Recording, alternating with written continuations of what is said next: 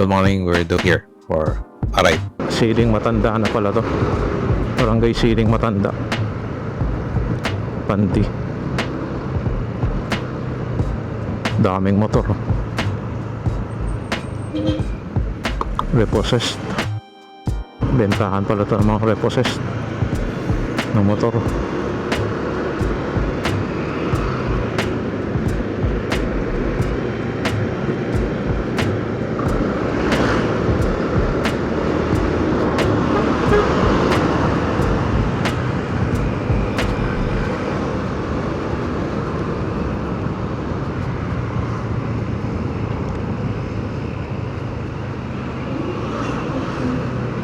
Yung shocks nito is RCB. Ko lang alam kung A2 o A3 series, pero walang baso. Response niya mukhang hindi naman nalalayo dito sa stock ni Mio Gravis na siya.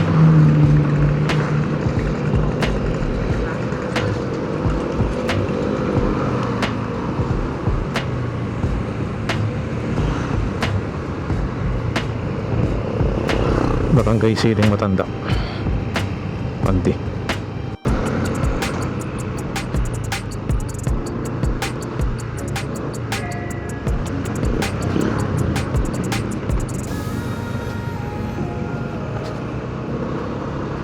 Punasan ko na lang ang ano yun, na wax, tsaka rubbing compound, tsaka wax, para gumanda-ganda naman yung forma ng fairing. Hindi masyadong pagka malayo.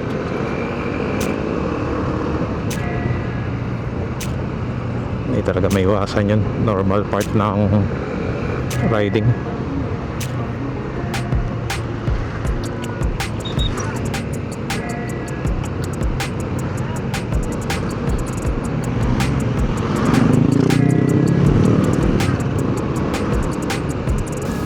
Ito medyo kabisado ko na rin, kaya hindi na kailangan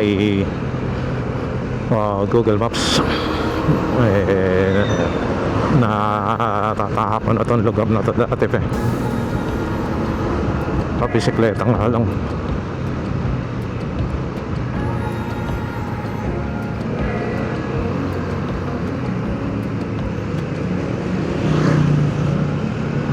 Kaya may configuration nata nito sa akin parang mahaba pa rin, parang hukot ang dating ko dito, unless lalapit ka dito sa handlebar.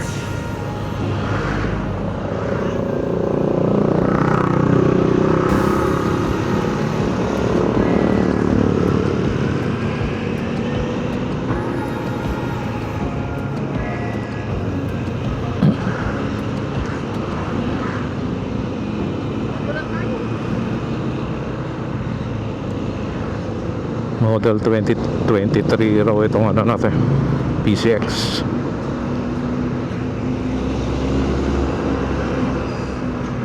Ayan, ito barangay Siling Bata na. Kalagpas tayo ng barangay Siling Matanda, Siling Bata na.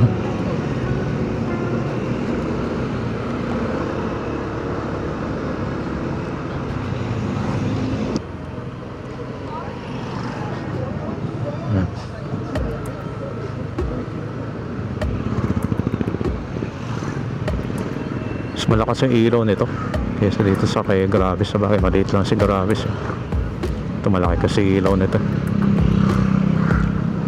Ito nga pala isa, buti nung ako sa hagdan, hindi naman napasag yung ilaw. Mahal pa naman nata ilaw nito ng Gravis.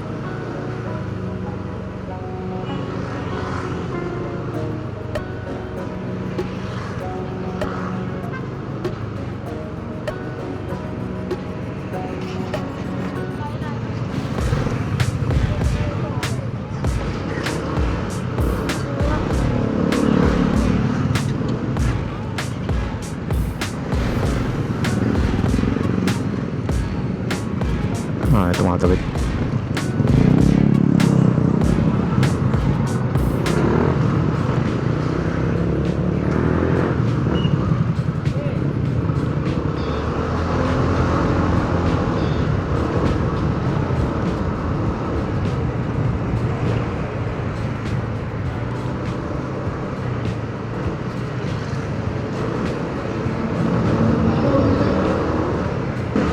Ayun, tuloy na ako.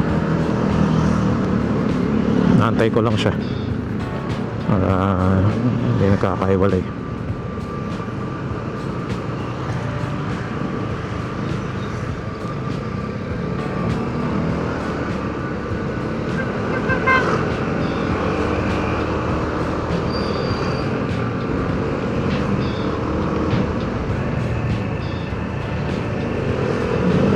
Sarap talaga pag may footrest na ganito. Ganito yung hinahanap ko pagka long ride. Nakaka-relax.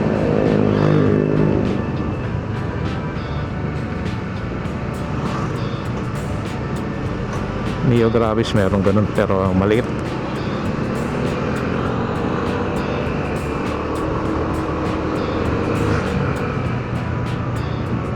Pulang Lupa Elementary School.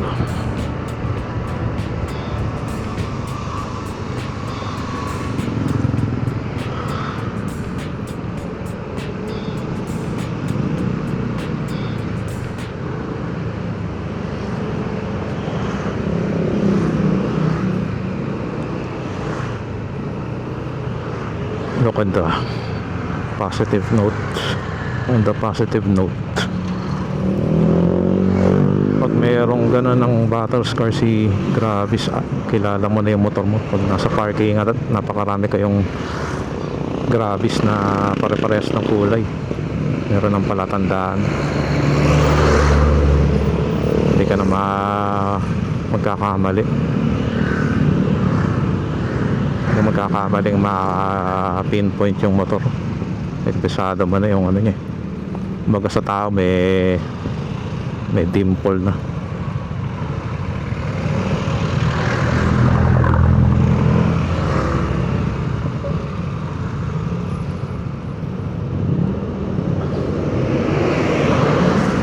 Ayan o, parehas.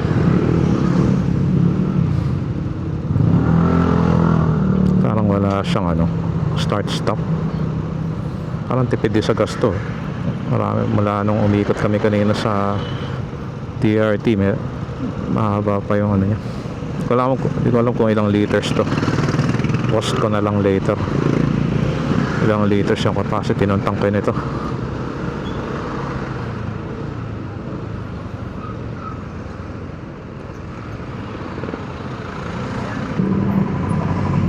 Ayun, PCX parehas.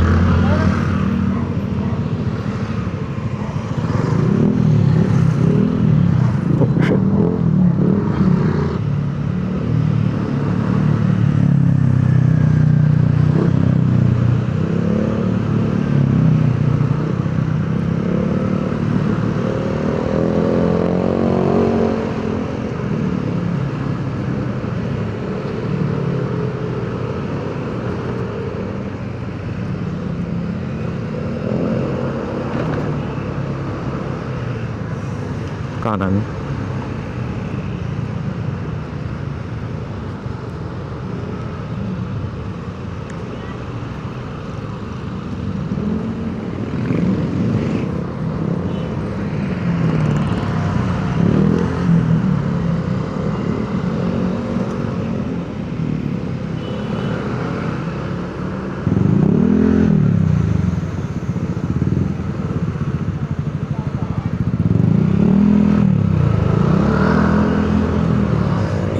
Yep.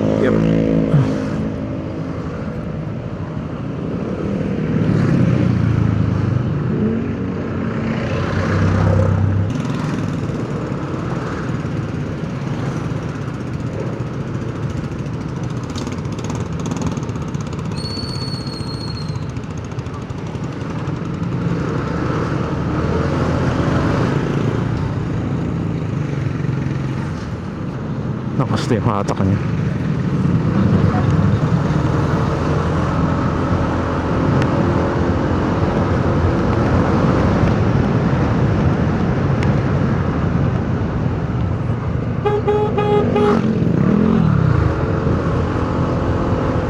Parang lunod yung kusina niya.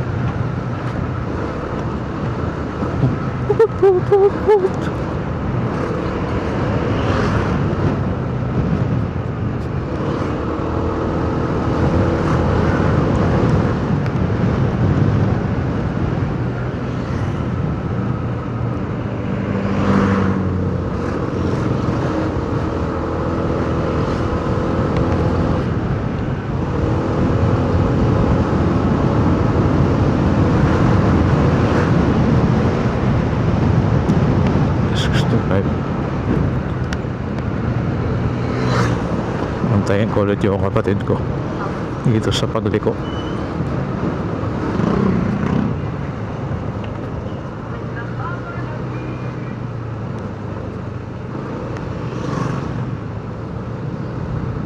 Antayin ko dito.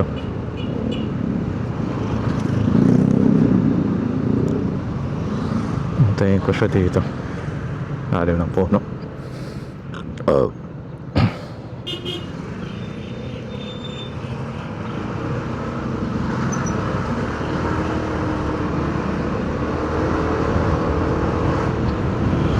Ito lang talaga gusto ko rito, yung footrest. Nakaka-relax ka.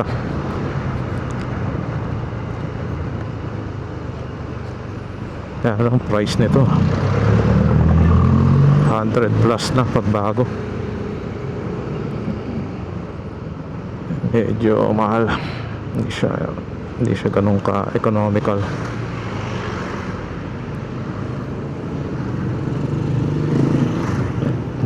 At least alam mo naman kung saan napupunta yung binabayaran eh. Sa dun sa makina, sa laki ng displacement na makina, saka sa configuration ng motor.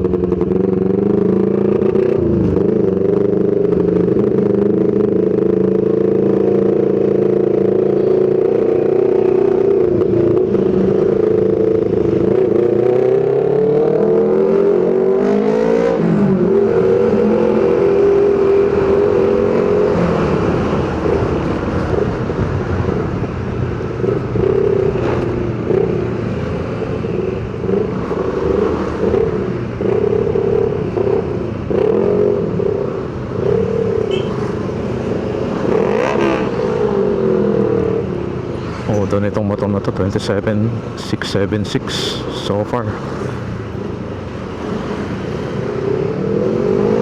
Tipid siya, no? Hindi mo nauubos yung hindi mabilis mauubos yung niya, gasoline.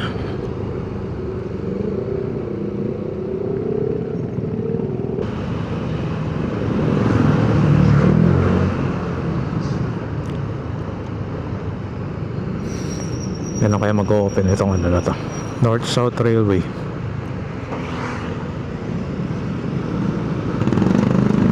Ganda mag-operate na yun. Maging magamit na ng public.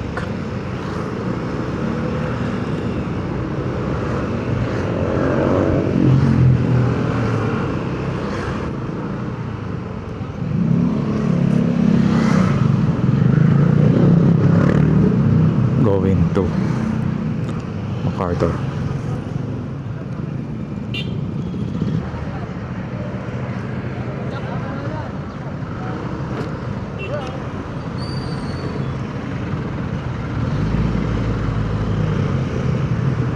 Okay.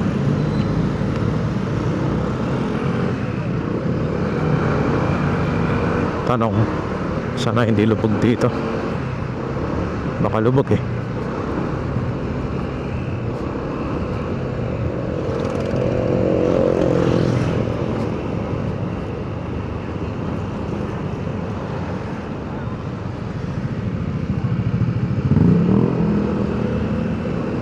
Going to Panginay.